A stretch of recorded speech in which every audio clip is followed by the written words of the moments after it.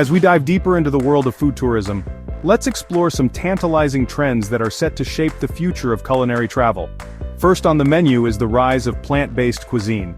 More travelers are embracing plant-based diets not just for health reasons, but also for their environmental benefits.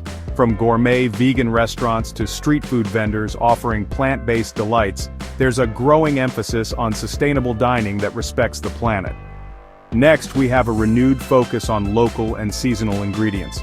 Travelers are seeking out destinations that prioritize farm-to-table dining where the freshest ingredients are sourced directly from local farmers and producers.